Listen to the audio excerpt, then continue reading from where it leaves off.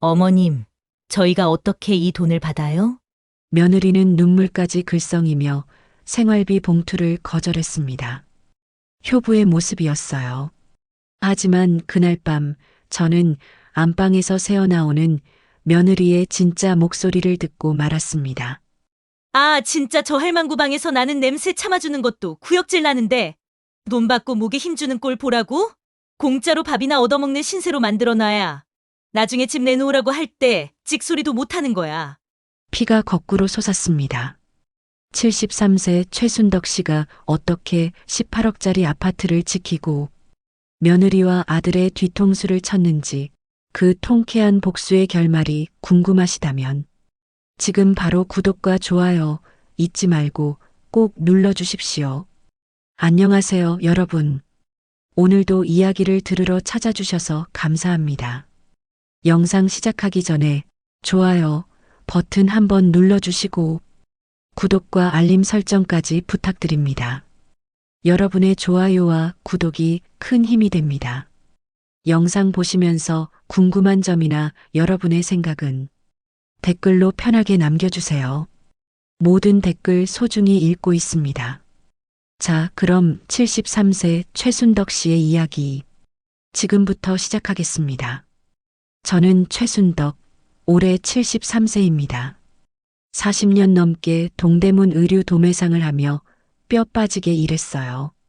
그렇게 모은 돈으로 장만한 수원 영통구 25평 아파트가 제 평생의 전부였습니다. 남편이 세상을 떠난 지 5년이 지났어요. 혼자 살다가 2년 전부터 아들 민호네 가족과 함께 살게 됐습니다. 손자 준서도 보고 가족과 함께 있으니 외롭지 않을 거라 생각했어요. 올해 봄이었습니다. 국민연금 50만 원이 통장에 들어온 날이었어요. 아침 일찍 우체국에 다녀왔습니다. ATM에서 뽑은 빳빳한 5만 원권 10장을 흰 봉투에 가지런히 담았어요. 이걸 며느리 유진이한테 쥐어주면 조금이나마 마음의 짐을 덜 수 있을 것 같았거든요. 아들네 가족과 함께 살면서 늘 미안한 마음이 있었으니까요. 저녁 식사를 마치고 온 가족이 거실에 모였습니다. 아들 민호는 소파에 비스듬히 누워 스마트폰만 들여다보고 있었어요. 며느리 유진이는 손톱을 다듬으며 TV 드라마를 보고 있었고요. 저는 조용히 유진이 옆으로 다가가 준비해둔 봉투를 조심스럽게 내밀었습니다. 유진아, 이거 이달 생활비에 보태 써라. 연금 50만 원인데 너희한테 신세만 지는 것 같아서. 제 말에 유진이가 화들짝 놀라는 표정을 지었어요. 어머님, 저희가 어떻게 이걸 받아요? 저희가 어머님 모시는 건 자식된 도리인데요. 이런 거 주시면 저희 마음만 불편해요. 얼른 손사래를 치며 거절하더군요. 저는 멋쩍게 웃으며 봉투를 다시 내밀었습니다. 하지만 유진이는 끝까지 고개를 저으며 제 손을 밀어냈어요. 그 손길이 어찌나 단호한지 더는 권할 수가 없었습니다. 옆에서 보던 민호는 불편한 듯 헛기침 한 번 하더니 자리를 피해 방으로 들어가 버렸어요. 결국 저는 씁쓸한 마음을 감추고 봉투를 다시 가방 깊숙이 넣었습니다. 유진이는 만족스러운 미소를 지으며 다시 TV로 시선을 돌렸어요. 그날 밤이었습니다. 저는 잠이 오지 않아 거실 소파에 나와 앉아 있었어요. 불을 끄고 TV만 작게 켜놓았습니다. 그때 안방에서 민호 내외의 목소리가 작게 새어나왔습니다. 방문이 완전히 닫히지 않았나 봐요. 귀를 기울이지 않았는데도 대화가 들렸습니다. 근데 아까 엄마가 생활비 주는 거 그냥 받을 걸 그랬어. 우리도 요즘 힘든데. 민호의 목소리였어요. 자신감 없고 뭔가에 떠밀리는 듯한 말투였습니다.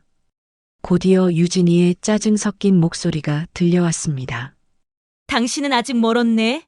겨우 50만 원 받고 저 할망구가 내가 생활비 내는 사람이다 하고 목에 힘주는 꼴 보고 싶어? 심장이 쿵하고 내려앉았습니다. 저 할망구라는 말이 귀에 박혔어요.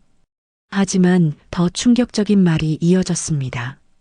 돈 한 푼 안 받고 공짜로 밥이나 얻어먹는 신세로 만들어놔야 나중에 우리가 어머니, 저희도 이제 힘듭니다 하면서 집 얘기 꺼내기도 쉽고 정 안 되면 내쫓을 때도 명분이 서는 거라고.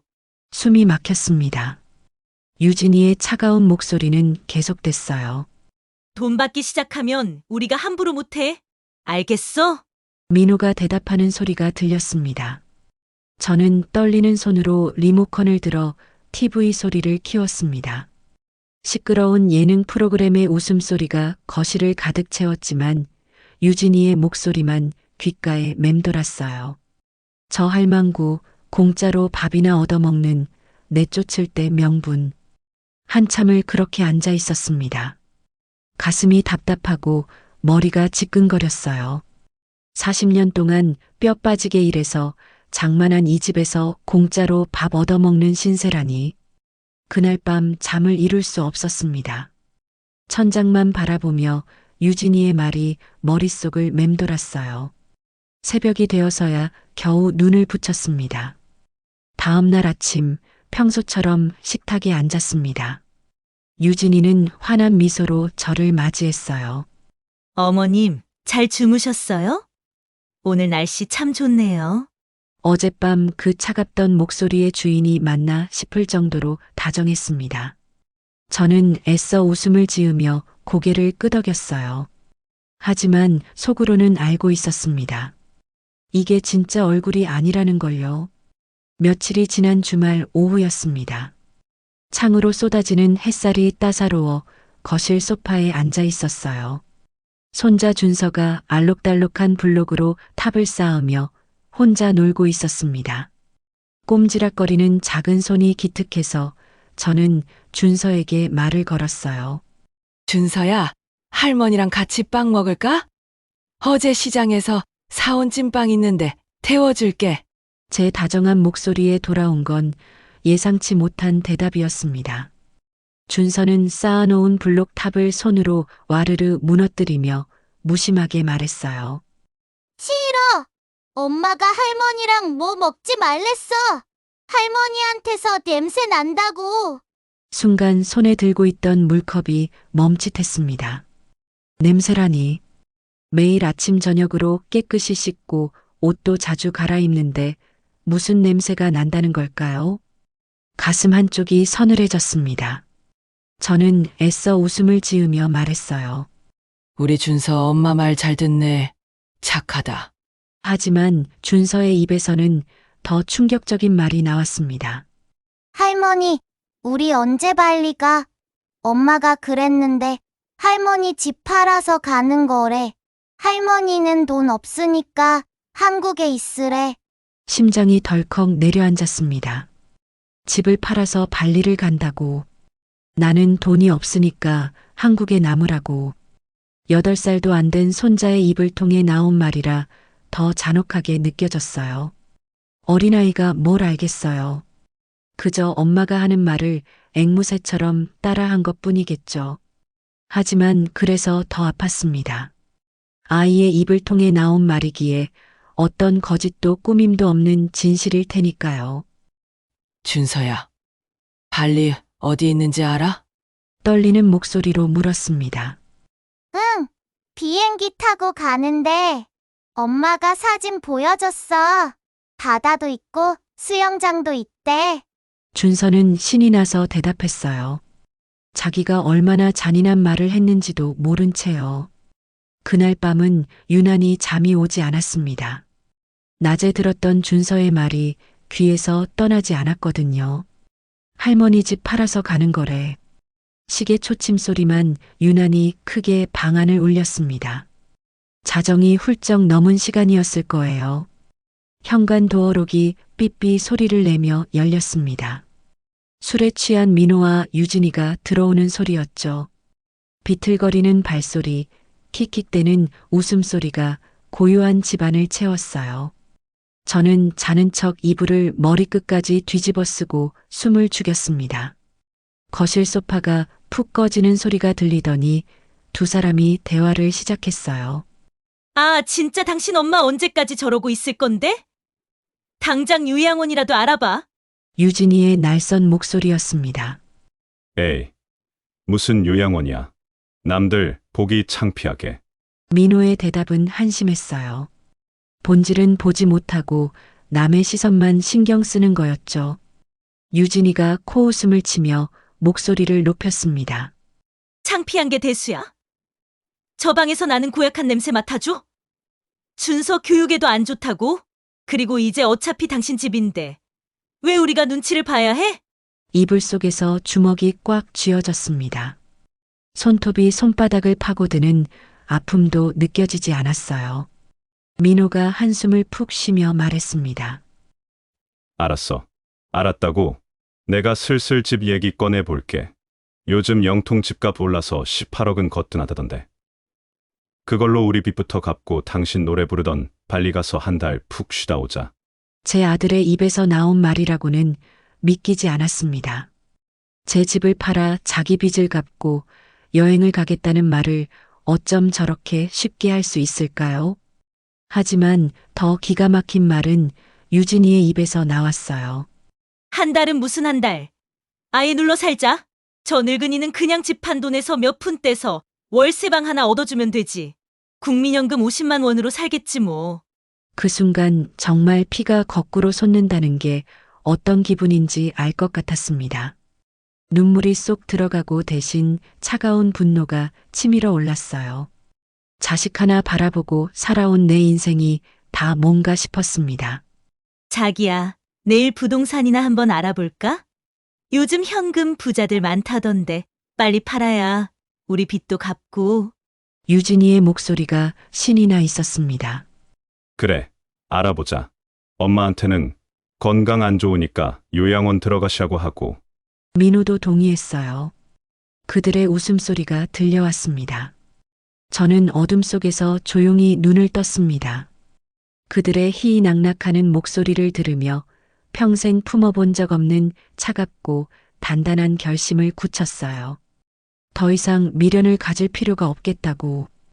이 지긋지긋한 관계를 내 손으로 끊어내야겠다고. 다음 날 아침 저는 평소보다 일찍 눈을 떴습니다.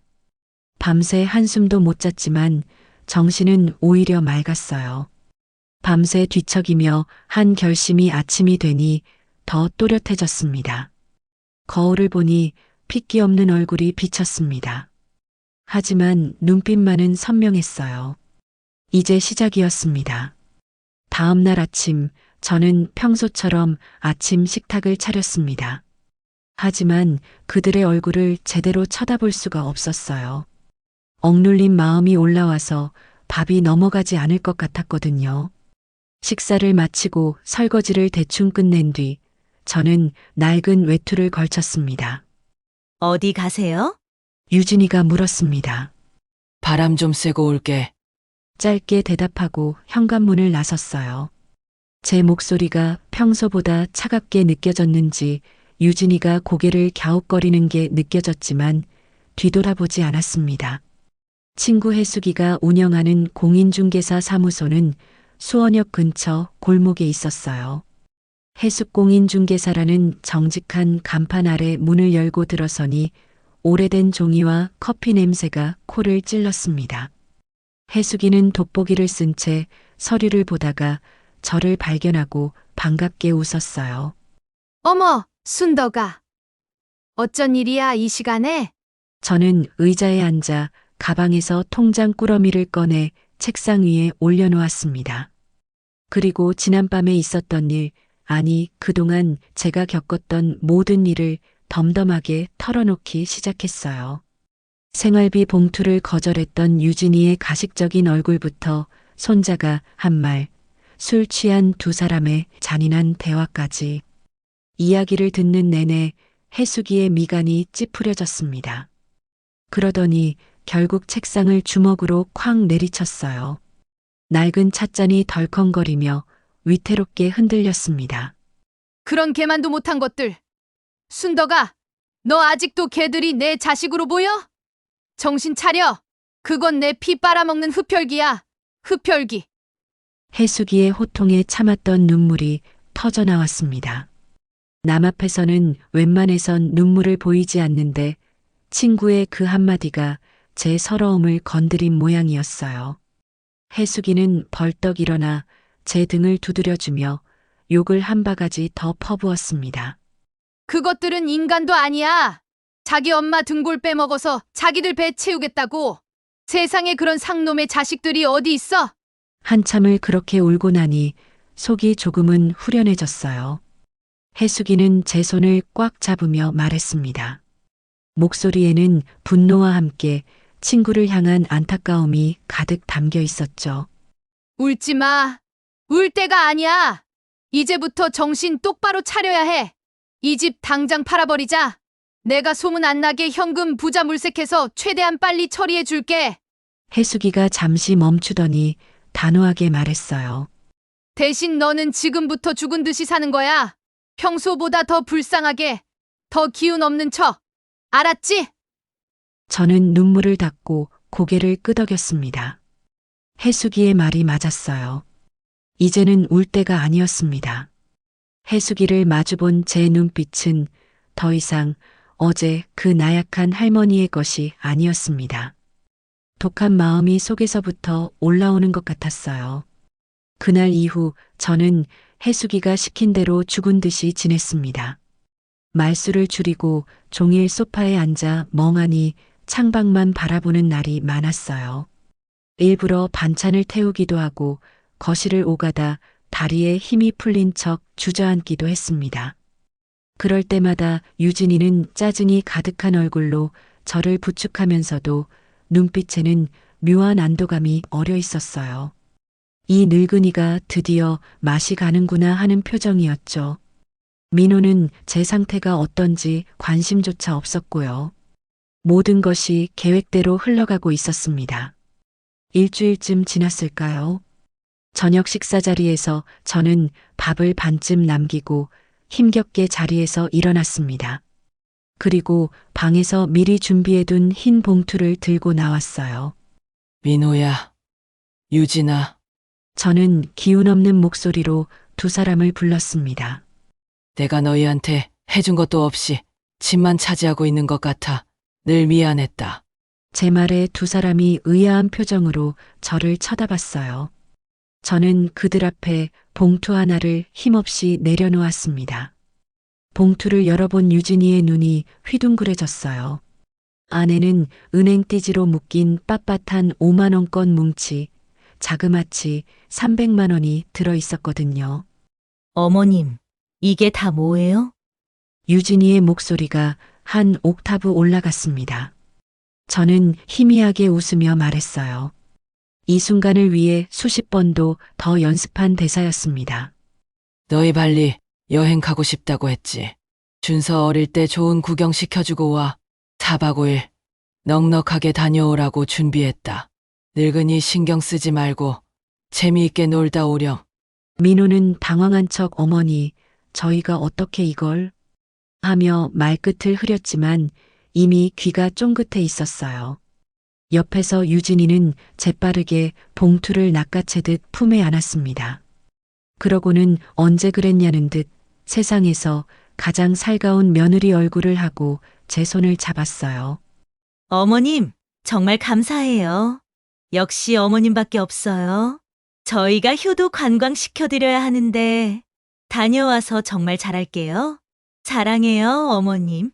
온갖 아양을 떠는 유진이의 모습이 역겨웠지만 저는 그저 힘없이 웃어 보일 뿐이었습니다. 완벽한 연극이었죠. 그날 밤 저는 또다시 거실 소파에 나와 잠든 척 누워 있었습니다. 제 예상은 틀리지 않았어요. 안방에서는 어김없이 그들의 목소리가 들려왔습니다. 신이 나서 한껏 들떠 있었죠. 자기야, 봤지? 우리 엄마 아직 정신이 오락가락해. 비상금 깬 모양이야. 민호의 한심한 추측에 유진이가 킥킥 웃으며 대답했어요. 그러게 말이야. 이제 집 얘기만 우리 앞으로 넘어오면 완벽한데. 여행 가서 앞으로 어떻게 할지 계획이나 짜자. 명품 쇼핑도 하고 마사지도 받고 아주 신나게 놀다 오자고. 그들의 웃음소리를 들으며 저는 어둠 속에서 차갑게 미소 지었습니다. 그래, 실컷 즐기렴. 그게 너희 마지막 호강이 될 줄도 모르고. 그로부터 며칠 후 민호네 가족이 발리로 떠나는 날 아침이 밝았습니다. 새벽부터 집안이 분주했어요.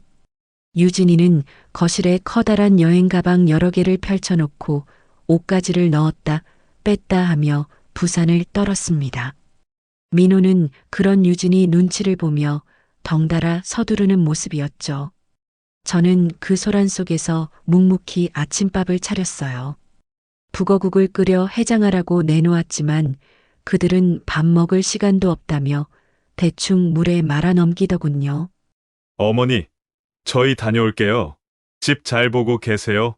현관을 나서며 민호가 건성으로 말했습니다. 저는 미리 입고 있던 외투 옷깃을 여미며 말했죠. 나도 같이 갈게.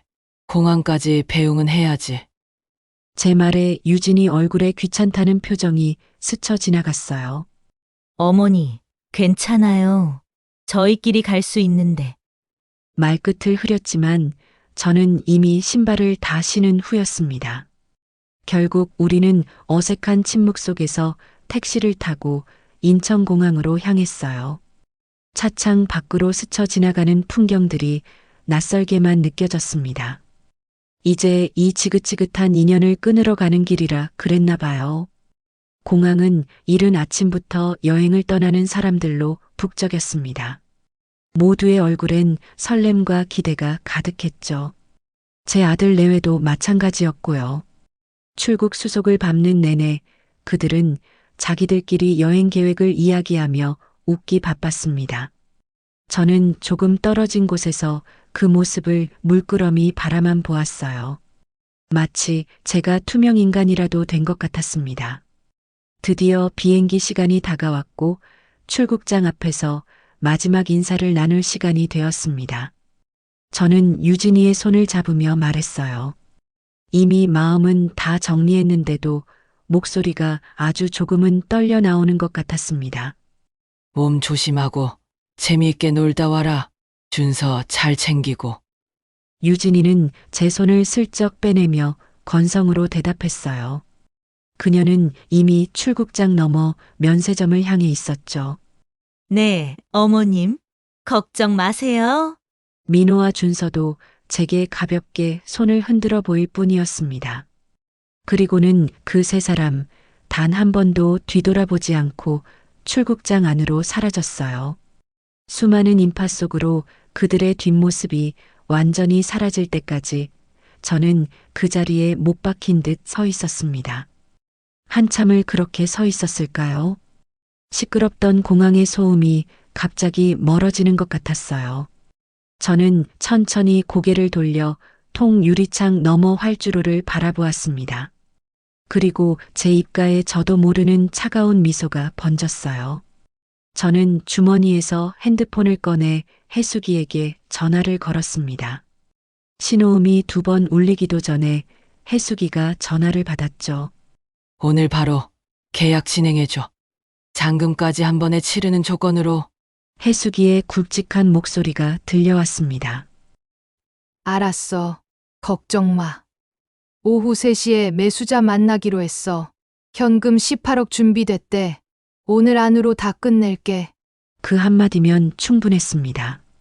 전화를 끊고 공항을 나서는 제 발걸음은 정말이지 지난 73년 인생을 통틀어 그 어느 때보다 가벼웠습니다.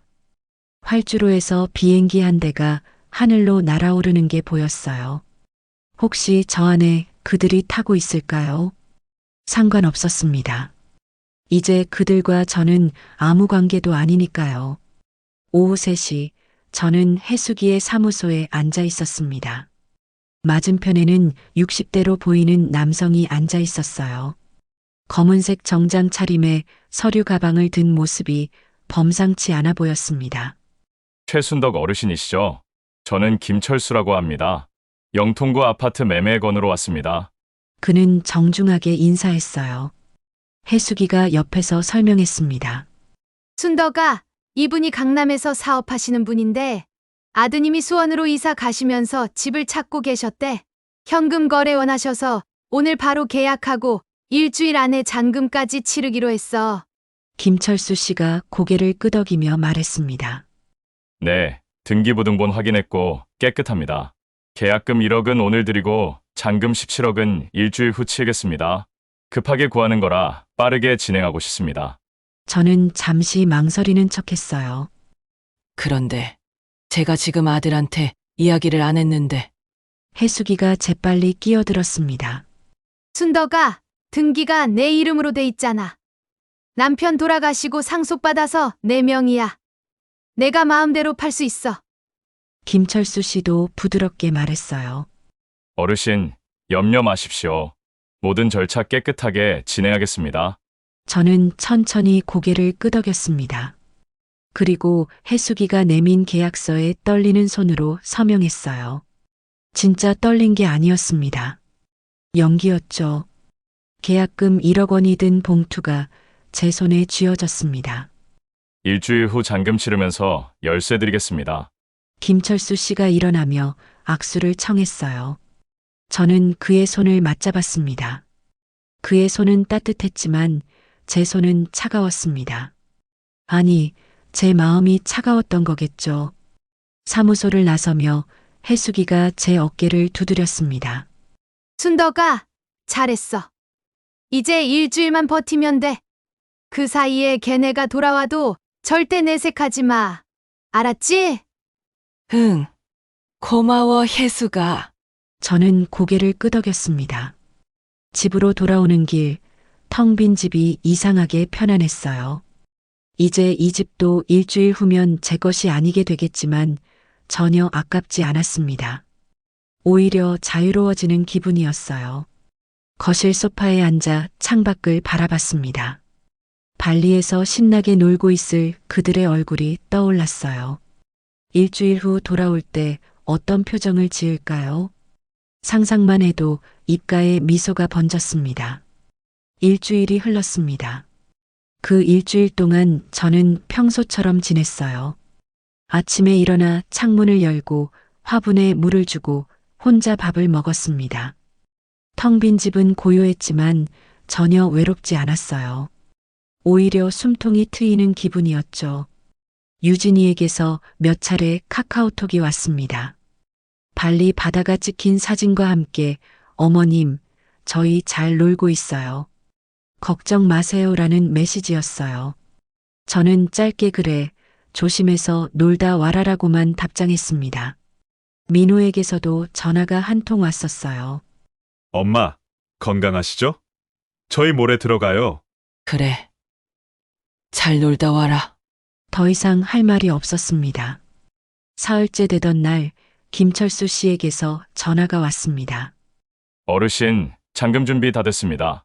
약속대로 이번 주 금요일 오후 2시에 법무사 사무실에서 뵙겠습니다. 짧은 통화였지만 가슴이 두근거렸어요. 이제 정말 끝이 보였습니다. 금요일 아침 저는 일찍 일어나 깨끗이 씻었습니다. 오랜만에 옷장에서 단정한 옷을 꺼내 입었어요. 거울을 보니 73세 할머니가 아니라 뭔가 단단해 보이는 여자가 서 있었습니다. 우리는 수원역 근처 법무사 사무실로 향했어요. 사무실에는 이미 김철수 씨가 와 있었습니다. 그의 옆에는 검은 서류 가방이 놓여 있었죠. 어르신, 오셨습니까? 김철수 씨가 정중하게 일어나 인사했습니다. 법무사가 서류를 펼쳐놓고 설명하기 시작했어요. 매매 대금 18억 원, 계약금 1억 원 제외한 잔금 17억 원 오늘 지급하고 소유권 이전 등기 즉시 진행하겠습니다. 저는 고개를 끄덕였습니다. 김철수 씨가 서류 가방을 열었어요. 안에는 은행 봉투들이 가지런히 들어 있었습니다. 현금으로 5억, 나머지 12억은 어르신 통장으로 이체하겠습니다. 법무사 앞에서 저는 최종 서류에 도장을 찍었습니다. 툭! 그 소리와 함께 40년 동안 제가 지켜온 집의 주인이 바뀌었습니다. 이상하게 가슴이 먹먹하지 않았어요. 오히려 어깨가 가벼워지는 기분이었습니다. 계좌 확인 부탁드립니다. 법무사의 말에 저는 핸드폰 뱅킹 앱을 열었어요. 통장 잔고에 17억 원이 찍혀 있었습니다. 계약금 1억까지 합쳐 총 18억. 평생 처음 보는 금액이었죠. 감사합니다, 어르신. 열쇠는 다음 주 월요일에 받겠습니다. 김철수 씨가 말했습니다. 네.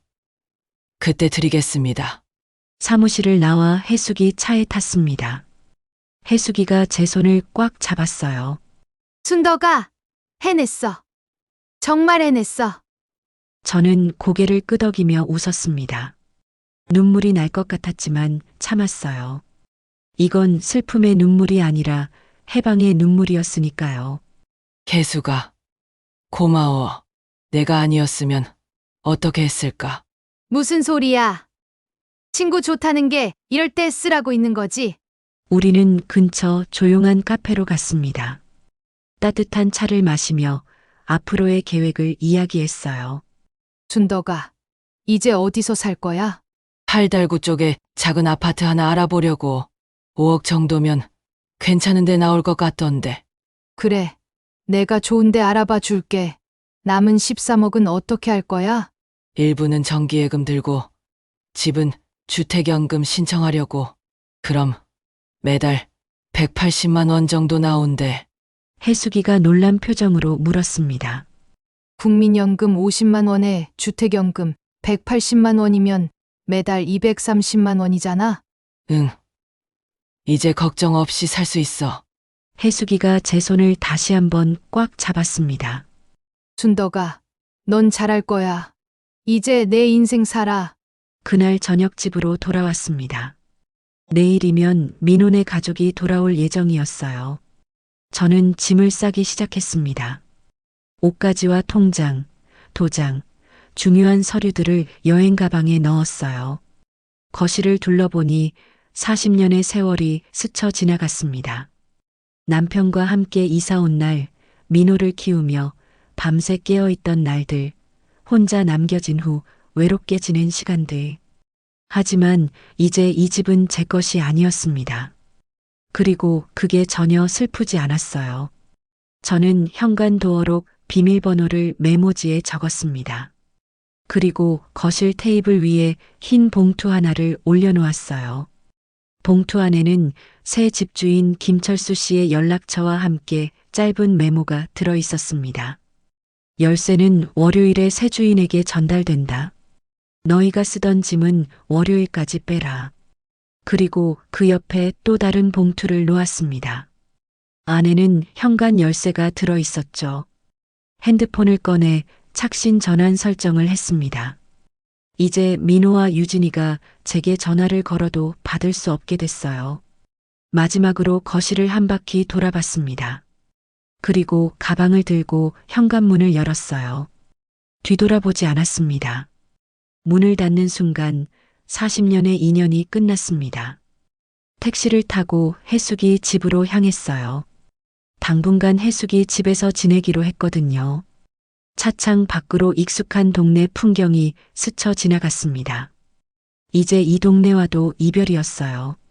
하지만 전혀 아쉽지 않았습니다. 오히려 새로운 시작이 기대됐죠. 내일 오후 민호네 가족이 돌아올 겁니다.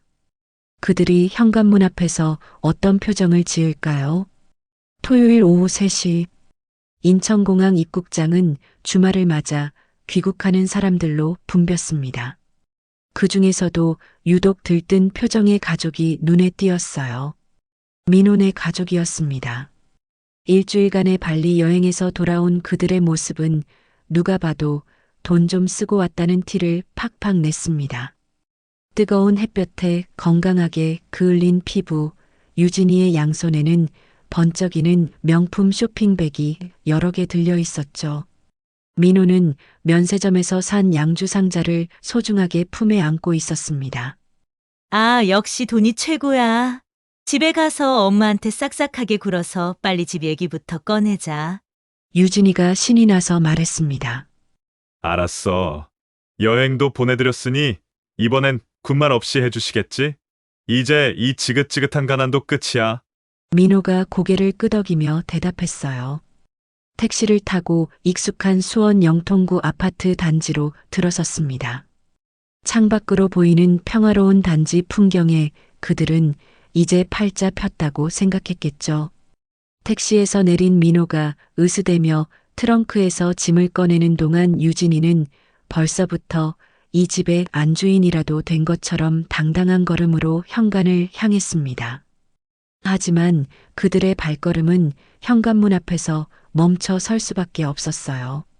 늘 보던 익숙한 현관문에 생전 처음 보는 노란색 종이 한 장이 붙어 있었거든요. 법원에서 발송한 점유이정금지 가처분 경고장이었습니다. 뭐야, 이게?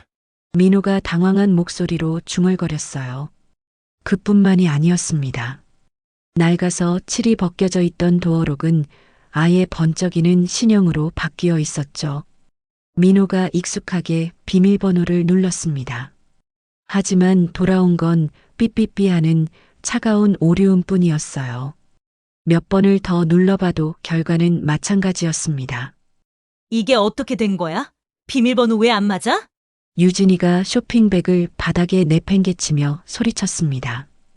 그때였습니다. 소란스러운 소리에 옆집 아주머니가 문을 빼꼼 열고 나왔어요. 바닥에 널브러진 짐과 당황한 민호 내외를 번갈아 보던 아주머니는 혀를 끌끌 차며 말했습니다. 아이고, 민호 씨. 이게 무슨 일이야? 어머님이 집 팔고 이사 가셨다던데. 그래서 집주인 바뀌었다고 도록도 바꾼 모양이네. 옆집 아주머니의 말에 두 사람은 눈앞이 캄캄해졌을 겁니다. 집을 팔고 이사를 갔다고? 상황 파악이 전혀 되지 않은 두 사람은 그저 멍하니 바뀐 도어록만 쳐다보고 서 있을 뿐이었어요. 어머니 연락처 아세요? 민호가 떨리는 목소리로 물었습니다. 글쎄요, 저도 잘. 그냥 일주일 전에 이사 간다고 인사만 하셨는데. 옆집 아주머니가 미안하다는 표정으로 고개를 저었어요. 정신없이 어머니 핸드폰으로 전화를 걸었습니다. 하지만 수화기 너머에서는 감정 없는 기계음만 흘러나왔어요. 고객의 요청으로 당분간 착신이 전환되어 있습니다. 몇 번을 걸어도 똑같은 안내 멘트만 나왔습니다. 유진이가 카카오톡을 열어 메시지를 보냈어요. 어머님, 저희 도착했어요. 집이 어떻게 된 거예요? 하지만 메시지는 읽음 표시조차 뜨지 않았습니다. 유진이의 이성이 마침내 끊어지고 말았어요. 그녀는 들고 있던 핸드백을 바닥에 내동댕이 치며 아파트 복도가 떠나가라 악을 썼습니다. 이 미친 할망구가 우리 몰래 집을 팔아? 이게 자기 집이야? 당신 집이잖아. 빨리 어떻게 좀 해봐. 민호는 넋이 나간 얼굴로 계속해서 다이얼 버튼만 누를 뿐이었어요. 그때였습니다. 핸드폰이 띠링하는 짧은 알림음과 함께 울렸어요. 발신자는 어머니라고 선명하게 찍혀 있었습니다. 문자 메시지 한 통이 도착한 것이었죠. 민호는 떨리는 손으로 문자를 열어보았습니다. 그 짧은 글을 읽어내려가는 그의 얼굴은 순간 하얗게 질려갔어요. 이 집 아버지가 평생 피땀으로 장만해서 나한테 물려준 내 집이다. 어제 잔금까지 18억 원 전부 받았다. 너희에게 줄 내 마지막 유산은 발리 가기 전에 줬던 여행 경비 300만 원이다. 그거 들고 발리 가서 눌러 살든 뭘 하든 이제 너희 인생 알아서 살아라. 오늘부터 나한테 아들도 며느리도 없다. 문자를 다 읽은 민호의 손에서 힘이 탁 풀렸습니다. 그의 손을 떠난 핸드폰이 차가운 복도 바닥으로 떨어지며 툭 하는 둔탁한 소리를 냈어요. 옆에서 그 모습을 지켜보던 유진이가 짜증을 내며 바닥에 떨어진 핸드폰을 주워들었습니다. 그리고 화면에 떠 있는 문자 내용을 본 그녀의 얼굴 역시 민호와 똑같이 핏기가 사라지고 잿빛으로 변해갔죠. 잠시 동안 복도에는 무거운 침묵만이 흘렀습니다. 그 어떤 고함 소리보다도 더 무서운 모든 것이 끝났음을 알리는 침묵이었어요. 7살 준서가 엄마 치마를 잡아당기며 울먹였습니다. 엄마, 우리 집 어디가? 배고파! 하지만 유진이는 아이를 쳐다볼 여유조차 없었어요. 그녀는 주저앉아 멍하니 현관문만 바라볼 뿐이었습니다. 민호도 마찬가지였죠. 며칠 전까지만 해도 20억 가까운 집의 주인이 될 거라 믿었던 그들에게 눈앞의 현실은 악몽과도 같았습니다. 현관문에 붙은 노란 경고장이 바람에 살랑거렸어요. 마치 그들을 비웃는 것처럼요. 결국 갈 곳이 없어진 민호 내외는 짐을 들고 근처 모텔로 향할 수밖에 없었습니다. 하룻밤에 8만 원짜리 좁은 방이었어요. 유진이가 가방을 방바닥에 내던지며 비명을 질렀습니다. 이게 다 당신이 무능해서 그런 거 아니야. 내가 진작 집 얘기 똑바로 하라고 했잖아. 민호도 지지 않고 맞받아쳤어요. 그럼 당신은 뭘 했는데? 명품 쇼핑이나 하고 다녔지? 다 당신 욕심 때문에 이렇게 된 거라고. 그들의 추악한 싸움은 좁은 모텔 방이 떠나가라 울려 퍼졌습니다. 옆방에서 벽을 쾅쾅 두드리는 소리가 들렸지만 아랑곳하지 않았어요. 일요일이 지나고 월요일 아침이 밝았습니다. 민호는 회사에 출근했어요. 하지만 점심시간도 되기 전에 인사팀장에게서 호출이 왔습니다. 팀장의 표정이 심각했습니다. 책상 위에는 두툼한 서류 뭉치가 놓여 있었어요. 최 과장, 이게 뭡니까? 서류에는 민호가 회사 법인카드로 사적 결제를 한 내역과 온라인 도박 사이트 입금 내역이 낱낱이 적혀 있었습니다.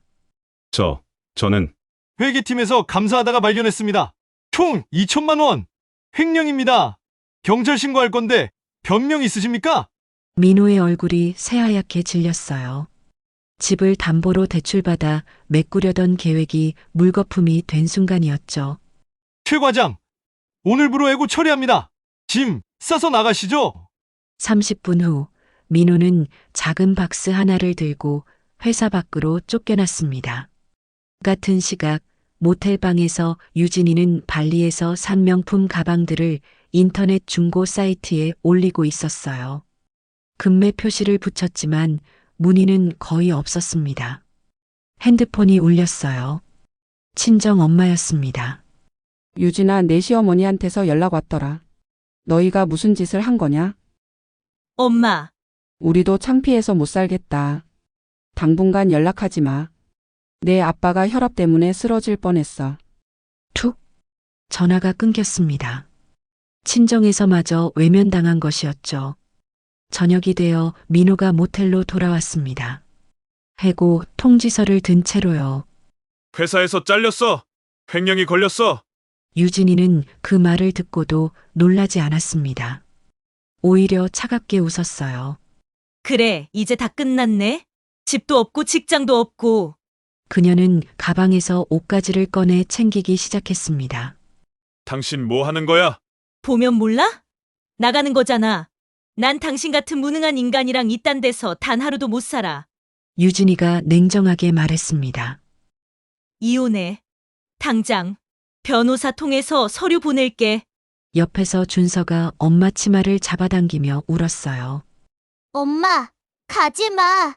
엄마! 하지만 유진이는 아들의 손을 뿌리치고 가방을 들었습니다. 준서는 당신이 키워. 난 내 인생 살아야 하니까. 쾅! 문이 닫히는 소리와 함께 유진이는 사라졌습니다. 돌아오지 않았어요. 민호는 우는 아들을 안고 주저앉았습니다. 아내도 집도 직장도 모든 게 사라졌어요. 남은 건 300만 원과 7살 아들뿐이었습니다. 일주일 후 민호는 그 300만 원으로 수원 외곽 반지하 월세방을 얻었습니다. 보증금 200만 원에 월세 40만 원. 햇볕 한 줌 들지 않는 6평짜리 방이었어요. 벽지 곳곳에는 곰팡이가 피어 있었고 퀴퀴한 냄새가 진동했습니다. 이삿짐 센터에 맡겨뒀던 살림살이를 옮기자 발 디딜 틈도 없었어요. 아빠, 여기서 살아? 준서가 어두운 방을 돌아보며 물었습니다. 민호는 아들을 안아주는 것밖에 할 수 없었어요. 며칠 전까지만 해도 18억짜리 집의 주인이 될 거라 믿었는데 지금은 반지하 월세방 신세였습니다. 창문 너머로 사람들의 발목만 보였어요. 핸드폰에 구직 사이트를 열었지만 38살 경력 단절에 횡령 전과자를 받아줄 곳은 없었습니다. 남은 돈은 100만 원. 2달치 월세도 안 되는 금액이었죠. 준서가 배고프다고 울먹였습니다. 민호는 편의점에서 컵라면 2개를 사왔어요. 좁은 방 한가운데서 아들과 마주 앉아 라면을 먹었습니다. 아빠, 할머니 보고 싶어. 할머니, 어디 갔어? 준서의 물음에 민호는 대답할 수 없었어요. 눈물이 목까지 차올랐지만 삼켰습니다. 자기가 할머니한테 무슨 짓을 했는지 이제야 깨달았지만 이미 늦었어요. 그날 밤 민호는 어둠 속에서 핸드폰을 켰습니다. 어머니에게서 온 마지막 문자를 다시 읽었어요. 오늘부터 나한테 아들도 며느리도 없다. 그 문장이 가슴을 파고들었습니다. 정말 끝이었어요. 되돌릴 수 없었습니다. 민호는 핸드폰을 끄고 천장을 바라봤어요. 천장에는 빗물이 샌 자국이 얼룩덜룩 남아 있었습니다. 민호의 눈에서 눈물이 흘러내렸습니다. 하지만 이미 늦었어요. 모든 것이 끝났습니다. 같은 시각, 저 최순덕은 전혀 다른 세상에서 살고 있었습니다. 수원 팔달구의 새로 장만한 소형 아파트는 15평이었어요. 작지만 깨끗하고 아늑했습니다. 남양이라 햇볕이 잘 들어와 거실이 따뜻했죠. 5억 원에 산 이 집을 담보로 주택연금을 신청했습니다. 73세 단독 명의로 종신지급 방식을 선택했어요. 매달 180만 원이 나왔습니다. 국민연금 50만 원까지 합치면 한 달에 230만 원. 혼자 살기에는 넉넉한 돈이었어요. 나머지 13억 원은 정기예금과 적금에 나눠 넣었습니다. 만약을 위한 비상금이었죠. 이제 돈 걱정은 없었습니다. 새 집에 이사한 지 한 달쯤 지났을까요? 해수기가 놀러 왔어요. 순덕아, 집 정말 좋다. 혼자 살기 딱 좋은데? 그러게. 넓지도 좁지도 않고 딱 맞아. 우리는 거실 소파에 나란히 앉아 차를 마셨습니다. 창밖으로 보이는 풍경이 평화로웠어요. 혜수가 저번에 말한 수영 배우는 거 진짜 해볼까? 좋지.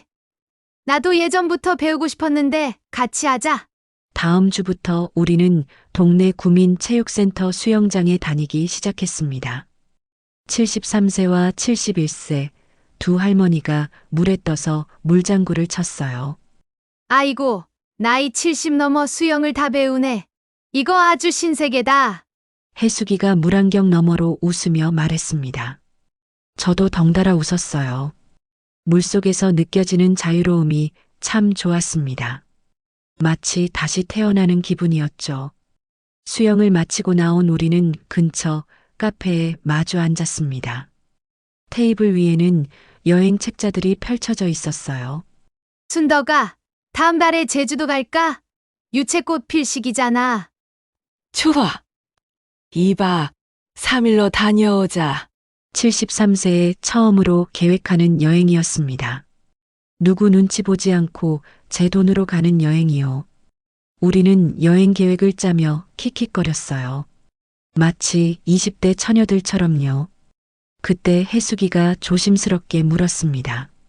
순덕아, 그래도 아들 생각은 안 나? 잠시 침묵이 흘렀어요. 창밖을 바라보며 저는 천천히 대답했습니다.